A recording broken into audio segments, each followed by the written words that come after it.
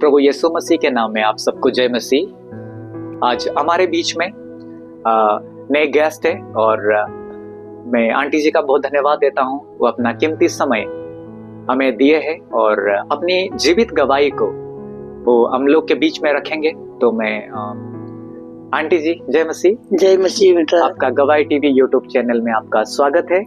दिल से मैं आपको स्वागत करता हूँ और बहुत बहुत धन्यवाद। इस ठंड के मौसम में आपने अपना कीमती समय आप हमें दिया है और यूट्यूब चैनल पर आप गवाही टीवी के लिए अपनी टेस्टिमनी को गवाही को बताने के लिए आप हमें समय दिए, इसलिए आपको हम विशेष धन्यवाद देना चाहते हैं। बहुत बहुत धन्यवाद।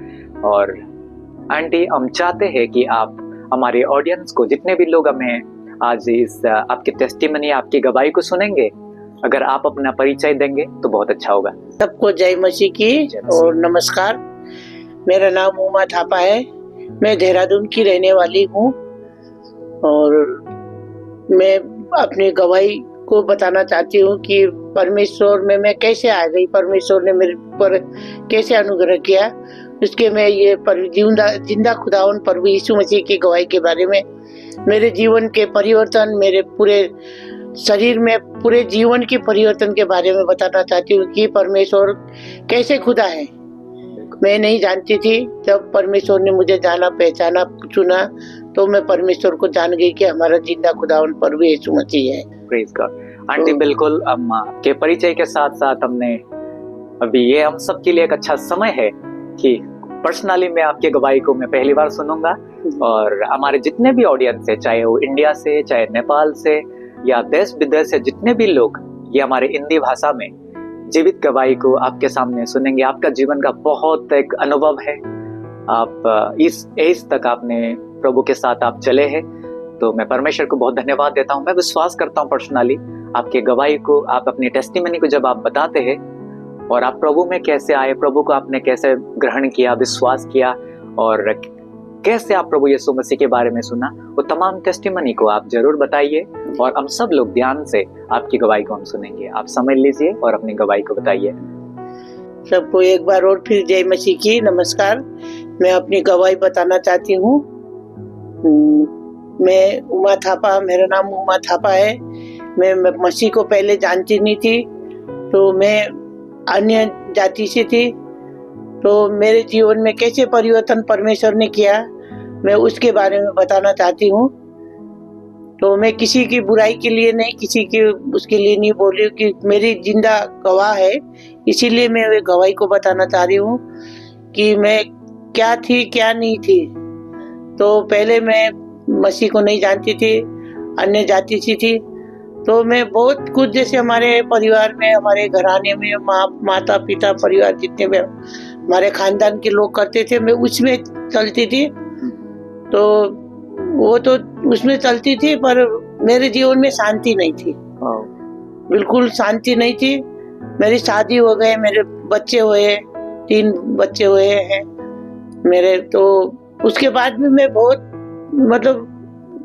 चलती रहती थी, जिंदगी काटती रहती थी, तो मेरे जीवन में शांति नहीं थी। तो एक बार मेरे जीवन में ऐसा मोड़ आया कि मैं मेरे पति और मेरे बच्चे से दूर हो गई। तो दूर हो गई मैं, तो उसके कम से कम 10-11 साल मैं दूर रही। तो मैं यहाँ से पूना में गई।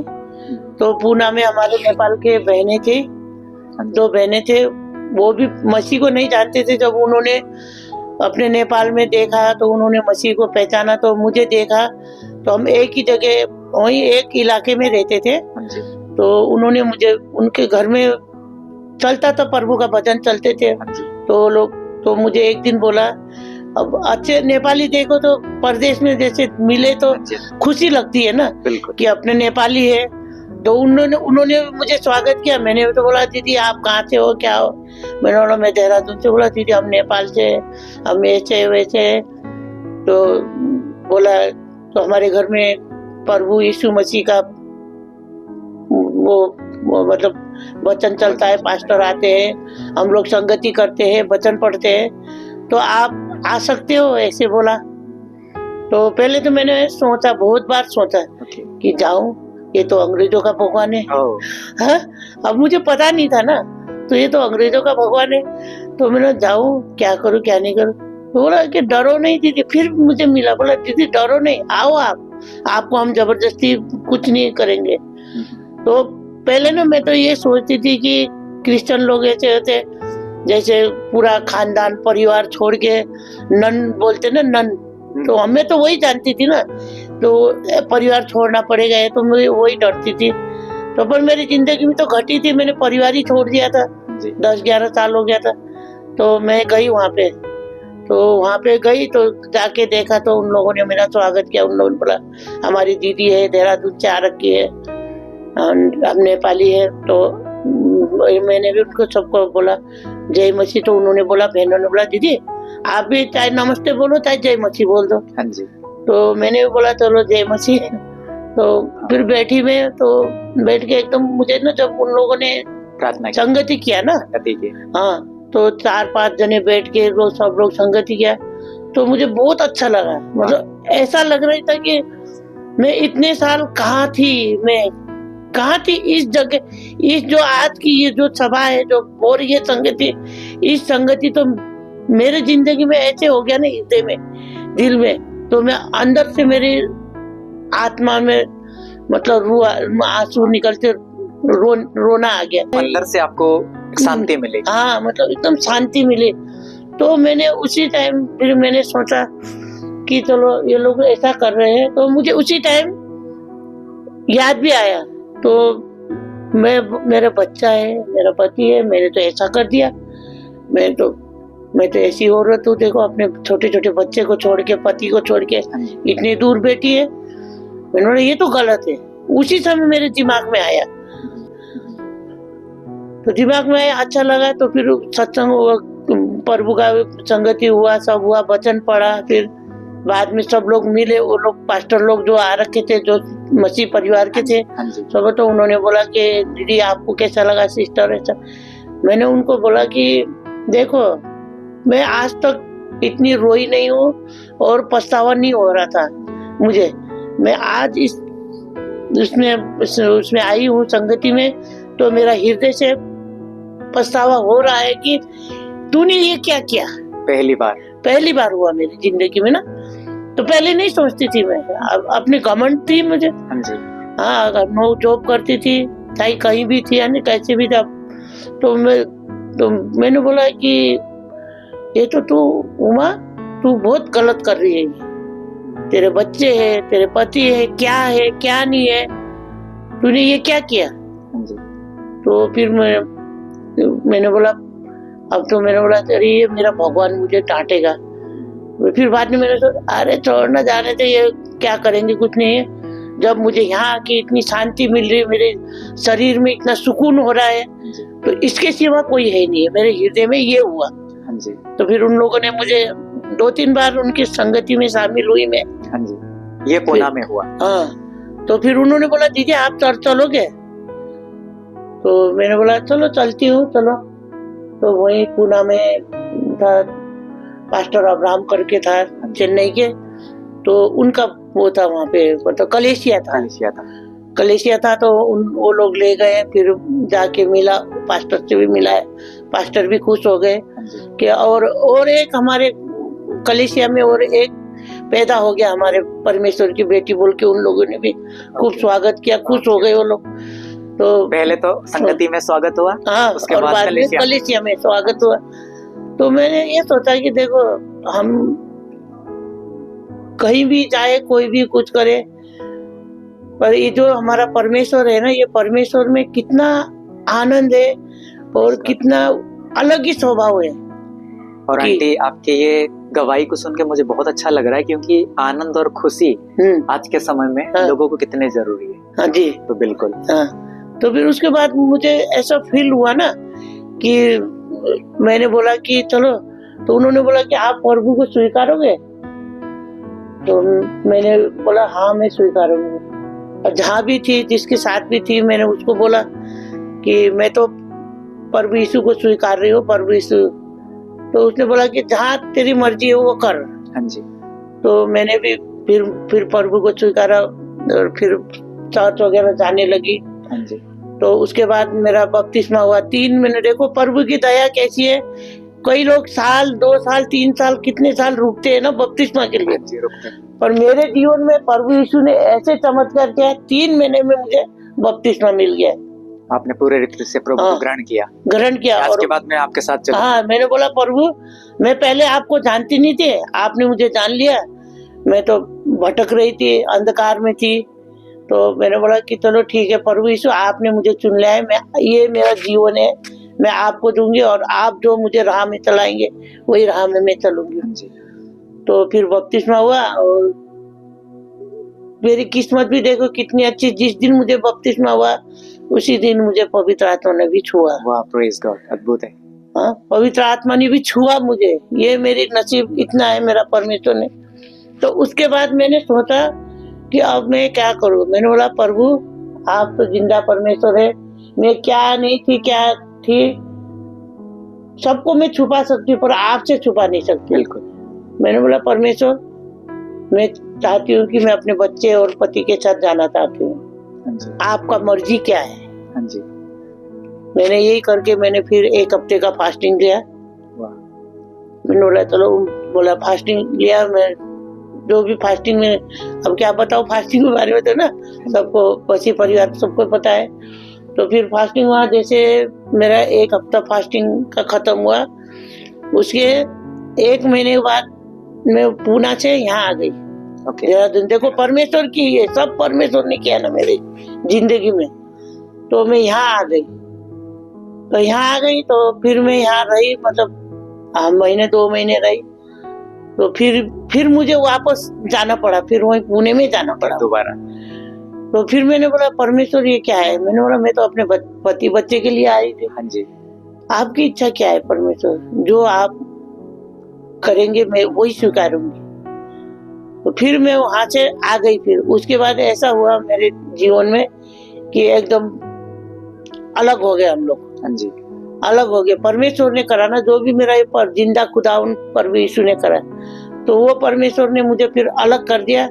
उसके बाद फिर मेरी बहनें हैं यहीं पे, तो मेरी बहनें ने मुझे बोला कि चल दीदी तू है यहीं रह जा, ये कर वो कर, जीजा तेरा इंतजार कर रहे हैं, तेरे बच्चे हैं, तेरे बच्चे देख, दुनिया के बच्चे अपने माँ बाप के लिए, माँ के लिए तरसते हैं, तू तो। मैंने बोला मुझे वही पछतावा हो कि तो मैं यहाँ वापस आई हूँ और मेरे प्रभु यीशु ने लाया मुझे यहाँ पे। तो फिर बहनों ने बोला ठीक है। फिर मेरे हस्बैंड से बात किया बहनों ने, इन लोगों का तालमेल चलता ही रहता था, जीजा साली लोग आते जाते रहते। तो उसने बोला ठीक है, अगर वो अब मुझे वादा करेगी कि मेरे से गलती हो गई है, अब दोबारा मेरे से गलती नहीं होगी, तो मैं स्वीकारूंगा। देखो परमेश्वर का इतना वो है। और मैंने वचन में भी पढ़ा था कि एक बार गलती हो गया, गलती होके माफी मांगो तो माफी मिल जाती है। तो मैंने भी यही सोचा था। फिर मेरे बहनों ने पति से, मेरे हस्बैंड से मिलाया, फिर मैंने उनसे माफी वाफी मांगा, तो उन्होंने बोला ठीक है। तो उन्होंने मुझे, अब उनको पता नहीं था, वो तो प्रभु को जानते नहीं थे ना, तो उन्होंने मुझे देखा तो बोला कि तू ऐसे विधवा जैसी क्यों दिख रही है, मुझे ऐसा बोला उन्होंने। तो मैंने उनको बोला देखो आपको मैं सीधा बोल देती हूँ, बाद में ये अड़चन मत डालना कि तू क्रिश्चियन है, हाँ तू मेरी ये नहीं करेगी वो नहीं करेगी, तो ये अड़चन मत डालना। मैं आपको पहले बता, मैं मसीह की बेटी हूँ, मैं चाहे मैं कुछ भी हो जाए मेरी जिंदगी में, मैं प्रभु यीशु को नहीं छोड़ूंगी। हाँ, मैंने ऐसे बोला हस्बैंड के। तो उन्होंने बोला ठीक है, तू अपना मसीह में रह जा, अपने मेरे घर में बच्चे के साथ हम सब मिलके रहेंगे, तू अपने प्रभु को मानना, हम अपने उसको मानेंगे, ना मैं तेरे खिलाफ जाऊंगा ना तू मेरे खिलाफ आना। अब मैंने, हमारे वचन में भी लिखा है ना कि किसी को बुरा मत बोलना है ना, मसीह ने यही तो सिखाया है। आज तक हमारे बाइबल में भी किसी के बारे में बुराई के लिए हमारे प्रभु यीशु ने नहीं बताया है, ना बोला है, ना बोलने के लिए बोला है। तो मैंने बचपन में वही पढ़ा था, में एक दूसरे को प्यार कर, हाँ एक दूसरे, चाहे कोई भी हो, वो चाहे मसीह को जानता हो ना, बनाया तो मसीह ने है ना सबको। तो मैं, उन्होंने बोला ठीक है। तो उसके बाद से फिर हम अच्छे रहे और फिर परमेश्वर ने हमारे जीवन में आशीष भी दिया। फिर उस समय मेरे बच्चे भी ऐसे भटक रहे थे, तो वो लोग बोले, बच्चे भी खुश हो गए। फिर मैंने बच्चों को भी बोला मैंने उनको बोला कि मैं जबरदस्ती तुमको अपने उसमें नहीं लाऊंगी, तुमको इच्छा है तो आना, तो मुझे स्वीकारोगे? बोला, वो बच्चे भी बोलने लगे, आप कैसी भी हो ना तो हमारी माँ हो आप। तो मैंने बोला परमेश्वर धन्यवाद। तो उसके बाद फिर हम मिले रहे, अभी तो ठीक हो। फिर ये गवाही मेरा हुआ और परमेश्वर ने मेरे जीवन में ऐसा कार्य किया। और मैं ऐसी थी कि मैं बिल्कुल एकदम मूर्ख जैसी थी, मूर्ख जैसी थी। परमेश्वर को जानने के बाद भी तो मैं बोलती हूँ परमेश्वर मुझे माफ करो। मैंने परमेश्वर को जानने के बाद में ऐसी जिंदगी में स्वार्थी हो जाते हैं ना। तो मैंने बोला ये, तो मैं फिर भटकने लग गई। फिर वही नशा वगैरह करना, ताश खेलना, नशा, स्मोकिंग करना, ड्रिंक लेना, हाँ, और ये करती थी। तो फिर मैं जब लेती थी ना, मैं लेने के बाद सोचती थी कि तू क्या कर रही है, तू तो प्रभु को बार बार क्रूस में चढ़ा रही है। आपको रियलाइज होने लगा? हाँ, मतलब रियलाइज होने लग गया कि मेरे जीवन में मैं कर रही हूँ, तो मसीह ने तेरे ऊपर, प्रभु ने ऐसी वो किया, फिर भी तू ये मतलब गलत रास्ते पे जा रही है, ऐसे हुआ। तो ऐसा होते होते फिर मैंने बोला प्रभु मुझे माफ कर देना, मैं तो ये छोड़ना चाहती हूँ, मेरे जीवन से ये चाहता नहीं है। तो मैंने प्रभु से दुआ करती थी, चाहे ना ज्यादा दिन, मतलब रेगुलर नहीं करती थी मैं, तो रेगुलर नहीं करती थी। कभी आया मन तो बाइबल पढ़ लिया, प्रार्थना कर लिया, नहीं तो नहीं, और ऐसे उसमें घूमती थी। तो फिर ये मेरी दूसरी और गवाही है जो परमेश्वर ने मेरे जीवन में परिवर्तन किया। तो तब तो फिर मैं बीमार पड़ गई, ऐसे बीमार हो गई, तो खाना वाना सब छूट गया, सब तो शरीर एकदम कमजोर हो गया, चल भी नहीं सकती थी। फिर बच्चों ने मुझे, ये 2020 में मैं बहुत भयंकर बीमार हुई, लॉकडाउन के समय। हाँ, लॉकडाउन, हाँ, 2020 में। तो ये हमारे तो उस टाइम कोरोना चल रहा था। हाँ जी। तो डॉक्टर को दिखाया, तो सबने बोला कि चलो बीमार, कोरोना के टाइम पे बीमार है, ये हो गया तो डॉक्टर को दिखाओ। तो डॉक्टर को मैंने मैक्स हॉस्पिटल में दिखाया। हाँ जी। तो उन्होंने टेस्ट वगैरह करा, तो फिर उन्होंने बताया कि कोरोना की शिकायत है, ऐसा बोला। तो फिर वहां से मुझे ये यहाँ रायपुर साइड में महाराणा प्रताप स्टूडियो में ना, अभी हॉस्पिटल बन गया था, ये रायपुर साइड में है वो। तो वहाँ पे एडमिट कर दिया बच्चे ने, मेरी बहन की बेटी ने। तो वहाँ पे मैं 1 महीने रही हॉस्पिटल में, और वहाँ किसी को आने जाने नहीं देते थे एक बार। तो मैं उस समय ऐसी हालत में हो गई, बिस्तर में ऐसी पड़ गई। तो पहले तो मैं थोड़ा चल भी लेती थी, बाद में मैं चल भी नहीं सकती, बिस्तर से उठ भी नहीं सकती थी, ऐसी बीमार हो गई। तो वहाँ पे लोग इतने मर रहे थे, इधर मर रहे थे, उधर मर रहे थे, आगे पीछे, बीच साधारण हो गया था। हाँ, मतलब ऐसा जिंदगी हो गया। तो मैंने यही सोचा, फिर मेरी जिंदगी में मुझे फिर महसूस हुआ कि तूने दोबारा पाप किया है, मेरी जिंदगी में तूने दोबारा पाप किया है। तू बार बार परमेश्वर को क्रूस में चढ़ा रही है। परमेश्वर ने तो तुम्हारे लिए एक बार लहू बहाया, जान दिया, तुम हमारे लिए क्या, तू तो बार बार चढ़ाती है परमेश्वर। मुझे ऐसा महसूस हुआ। तो फिर मैंने, तो ये हमारा पास्टर था एक, मनी दीवान करके, तो मैंने उनको फोन किया। तो उन्होंने बोला दीदी हाँ ठीक है, आप बीमार हो, हम प्रार्थना कर देते हैं, आप प्रभु को अपना जीवन दे दो। मैंने बोला मैंने दिया तो, पर फिर उन्होंने प्रार्थना कर दिया। फिर रीना सिस्टर, मेरी एक नया गाँव में रहती है, उसको भी फोन किया, तो उसने भी प्रार्थना कर दिया। तब से मुझे ऐसा हुआ, फिर मैंने एकदम मैं बिस्तर में पड़ी रोई। मैं रोती रही, परमेश्वर मुझे माफ कर दो, मैंने बहुत गलती किया है, मैं तो ऐसी, आपने मेरे जीवन में इतना उपकार किया है, मैं आपके उपकारों को भूल गई हूँ, मैं स्वार्थी हो गई हूँ, एक बार और मुझे माफ कर दो परमेश्वर, क्योंकि आप तो माफ करने वाले दयालु कृपालु परमेश्वर। आप तो किसी को, मतलब सबको यही सिखाते हैं कि प्यार से सबसे बातें करो, तो अपने मन में पछतावा करो, अपने हृदय में पछतावा लो, तो हृदय जीवन में परिवर्तन होता, बोल के मैंने ऐसे प्रार्थना किया। तो ये जीवन आपका दिया हुआ है, आप ही कर लो। तो फिर क्या हुआ, ठीक हो गई। फिर उसके बाद मैं बिस्तर में पड़ी रहती तो पीछे बैक साइड में बेड फ्लू हो गया।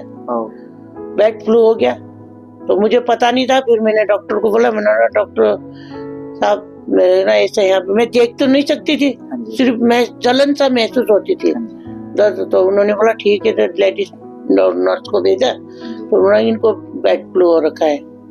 अब मैं तो उठ भी नहीं सकती थी बिस्तर में।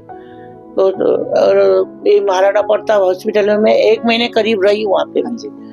तो वहीं पे एक थी दून हॉस्पिटल से आती थी एक नर्स, वो भी मछली परिवार से थी वो बेटी भी।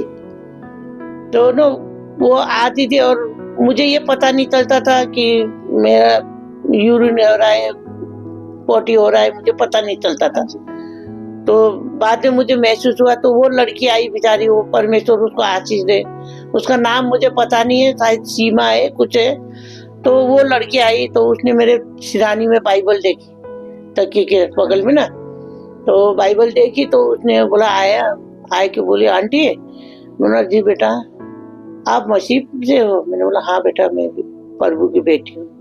तो वो खुश हो गई, उसने बोला मैं भी प्रभु की बेटी हूँ आंटी। तो फिर मेरा बेटा आता था मुझे देखने के लिए, और मेरी बहन है, बहन की बेटी है पद्मिनी, तो वो भी आती थी देखने के लिए। तो अब वो बच्चे क्या करते थे, लड़का तो कुछ नहीं कर सकता था ना। तो मैंने फिर उसी नर्स को बोला, तो मैंने बोला बेटा मेरा ऐसा ऐसा हो रखा है, आप कर दोगे? तो उसने बोला अरे आंटी आप क्या बात कर रहे हो कि हम तो प्रभु की बेटी है, आप क्यों शर्मा रहे हो, मैं करूंगी पक्का। तो उसने बोला मैं 5 मिनट में आती हूँ आंटी।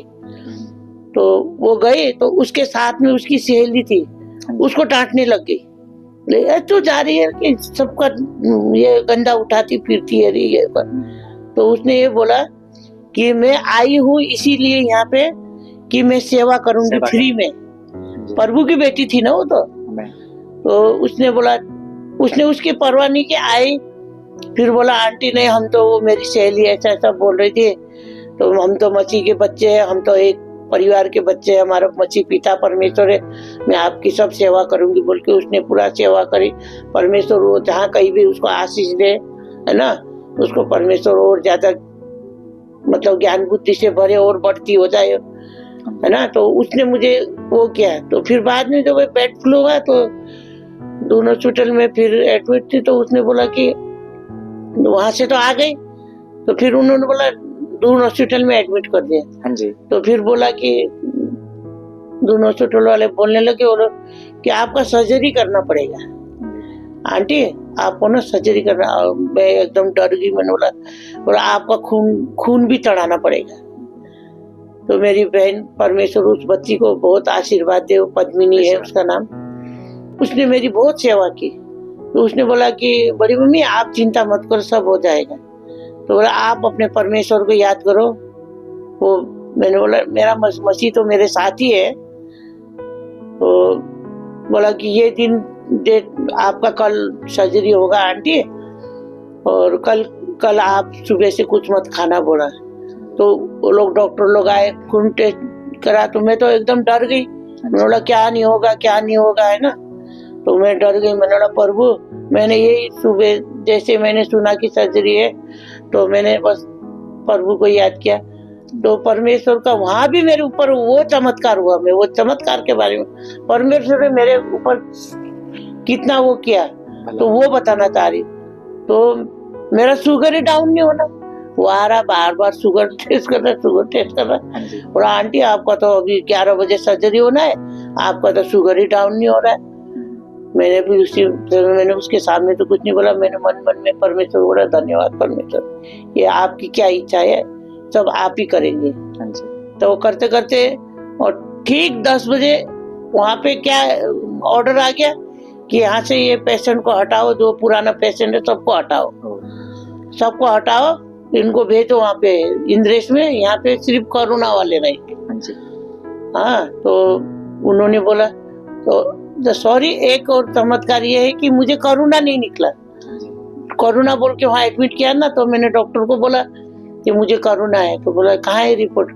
फोन में रिपोर्ट देखा तो उन्होंने, फिर मैंने बोला बेटा डॉक्टर अच्छी थी, मैंने एक बार और मेरा टेस्ट कर दो कोरोना है कि नहीं। तो उसने टेस्ट किया तो बोला आंटी आपको तो कुछ नहीं है, कोरोना वोरोना कुछ नहीं, ये भी परमेश्वर की महिमा है। और ये आपकी गवाही को सुनकर जो अस्पताल में जो चमत्कार हुआ, आपका रिपोर्ट जो नॉर्मल आया कि आप कोविड पेशेंट नहीं बोले वहाँ। हाँ जी। तो क्योंकि मैं एक चीज को देखा, क्योंकि मैं भी उस समय देखा, पूरे इंडिया देखा उस समय, जो भी अस्पताल जाते थे 90% लोग वापस नहीं आते थे जी, चाहे वो किसी भी परिस्थिति में भी जाते थे। लेकिन ये अद्भुत है, ये मेरे जीवन में परमेश्वर ने बहुत अद्भुत कार्य किया। मैं भी यही सोच के घर से निकली थी कि मैं वापस नहीं आऊंगी, पर मेरा परमेश्वर है मुझे वापस लेके आया। Praise God. तो फिर ये हुआ तो 10 बजे ऑर्डर आ गया कि तो उनको भेज दो जहाँ जो को भी सर्जरी होना जो है इंग्लिश में होगा। तो यहाँ पे भी परमेश्वर ने मेरे ऊपर कितना अच्छा कार्य किया मेरा परमेश्वर ने। तो मुझे वहाँ पे भेज दिया, तो बोला कि वहीं पे होगा आंटी आप लोग जाओ इंद्रेश में जाओ। बोले फिर मेरी वो बहन की बेटी पद्मिनी ने लेके गई हॉस्पिटल में इंद्रेश में, मतलब ले गए वहाँ पे ले जाके। एक और है हमारी सिस्टर है गंगा, उसकी बेटी वहीं काम करती है इंद्रेश में। मुझे उसका ध्यान आया, मैंने बोला चलो फोन कर दो। तो गंगा बहन को फिर उसकी बेटी आ गई, ले गए। तो वहाँ जाके डॉक्टर से भी मिला दिया। तो अंदर जाके वहाँ भी जाके बोला कि क्या हुआ आंटी, मैंने बोला मेरा पीछे बेड फ्लो रखा है, इसके लिए मतलब सर्जरी बोल रखा है, दिखाओ बोला। तो देखो परमेश्वर का कार्य देखो। वहाँ पे जब मैं वहाँ गई तो उसने तो कहा कौन बोलता है आपका सर्जरी होगा, ये तो कुछ नहीं, ये तो मामूली घाव है आपका। देखो यहाँ पे भी मैं प्रार्थना करते हुए जा रही थी ना, मैं परमेश्वर को भूली नहीं थी। वो डॉक्टर बोला कोई किसने बोला आपका सर्जरी होगा, ये तो इतना बड़ा घाव है ही नहीं आपका। अच्छा। तो ये तो अभी आपको मैं थोड़ा सा ये जो पपड़ी रख रखा है ये पपड़ी काट के ड्रेसिंग कर दूंगा, आप ठीक हो जाओगे बस। देखो यहाँ भी परमेश्वर ने मुझे वो सर्जरी करने से परमेश्वर ने यहाँ भी मेरे ऊपर चमत्कार किया। तो वहाँ भी फिर डॉक्टर ने बोला कि नहीं होगा आंटी आप घर जा सकते हो, आपको रहना नहीं है। और मैं चाह रही थी कि मैं घर ही जाऊं। तो परमेश्वर से प्रार्थना करी तो परमेश्वर ने वहाँ भी मेरे ऊपर ऐसा अनुग्रह किया है परमेश्वर ने। तो वहाँ से फिर उसी दिन ड्रेसिंग वगैरह हो गया। तो उन्होंने बोला कि 1 हफ्ते बाद आना। तो फिर 1 हफ्ते बाद गई, जाती रही। उसके बाद यहाँ भी परमेश्वर ने इतना कार्य किया कि मैं तो डर रही थी कि ठीक नहीं होगा, क्या होगा क्या नहीं होगा।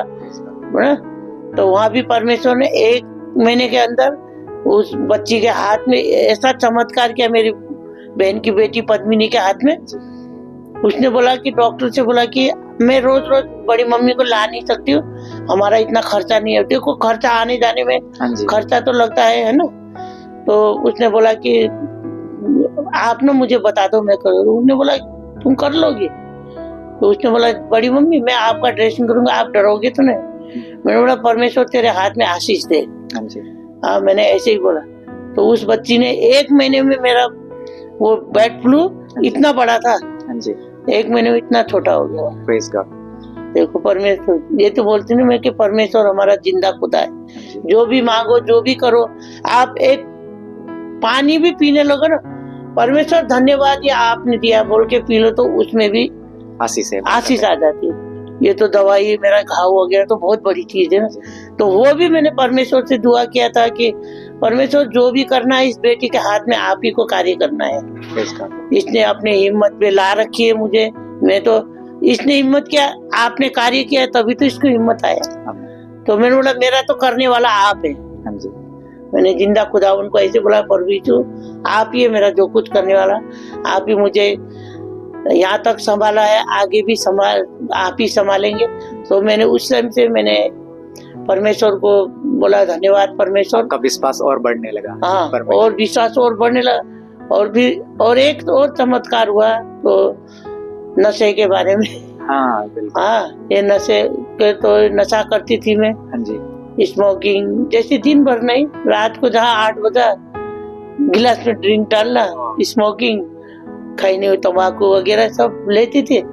तो फिर मैंने बोला ये भी मेरी जिंदगी से जाना चाहिए। मैंने ऐसे ही बोला परमेश्वर से, बोला मैं तो छोड़ना चाहती हूँ अपने कमजोरी को प्रभु के सामने। हाँ मैंने मेरी जो पीने खाने की कमजोरी थी ना, मैं छोड़ नहीं सकती थी, उसको मैंने परमेश्वर के आगे रख दिया। बोला ये मेरी कमजोरी है परमेश्वर, ये आपके हाथों में देती हूँ मैं, इससे मुझे दूर कर दीजिए।